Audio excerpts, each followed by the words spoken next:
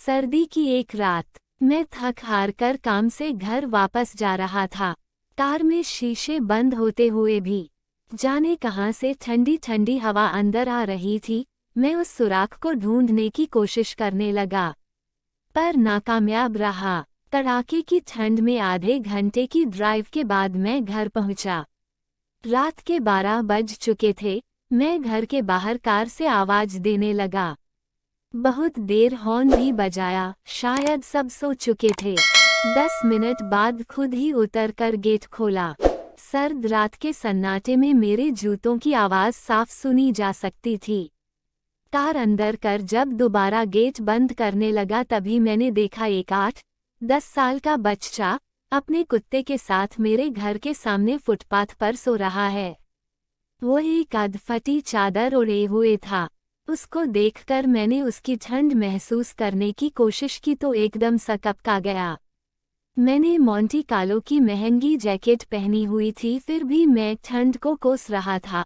और बेचारा वो बच्चा, मैं उसके बारे में सोच ही रहा था कि इतने में वो कुत्ता बच्चे की चादर छोड़ मेरी कार के नीचे आकर सो गया। मेरी कार का इंजन गर्म था, शायद उसकी गर्माहट कुत्ते को सुकून दे रही थी।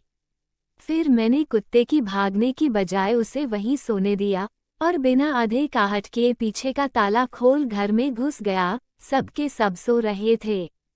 मैं चुपचाप अपने कमरे में चला गया। जैसे ही मैंने सोने के लिए रजाई उठाई, उस लड़के का ख्याल मन आया। सोचा मैं कितना स्वार्थी हूँ। मेरे पास विकल्प के तौर पर कंबल, चादर, रजाई सब थे, पर उस बच्चे के पास एक अधफटी चादर भर थी। फिर भी वो बच्चा उस अधफटी चादर को भी कुत्ते के साथ बांट कर सो रहा था और मुझे घर में फालतू पड़े कंबल और चादर भी किसी को देना गवारा नहीं था। यही सोचते सोचते ना जाने कब मेरी आंख लग गई। अगले दिन सुबह उठा तो देखा घर के बाहर भीड़ लगी हुई थी। बाहर निकला तो किसी को बोलते सुना, अरे वो चाय बेचने वाला सोनू कल रात ठंड से मर गया। मेरी पलकें कांपी और एक आंसू की बूंद मेरी आंख से छलक गई। उस बच्चे की मौत से किसी को कोई फर्क नहीं पड़ा, बस वो कुत्ता अपने नन्हे दोस्त के बगल में गुमसुम बैठा था, मानो उसे उठाने की कोशिश कर रहा हो। दोस्तों, ये कहानी सिर्फ एक कहानी नहीं, ये आज के इंसान की सच्चाई है। मानव से अगर मानवता चली जाए तो वो मानव नहीं रहता, दानव बन जाता है। और शायद हम में से ज़्यादातर लोग दानव बन चुके हैं। हम अपने लिए पैदा होते हैं, अपने लिए जीते हैं और अपने लिए ही मर जाते हैं। ये भी कोई जीना हुआ। चलिए एक बार फिर से मानव बनने का प्रयास करते हैं। चलिए अपने घरों में बेकार पड़े कपड़े ज़रूरतमंदों के देते हैं।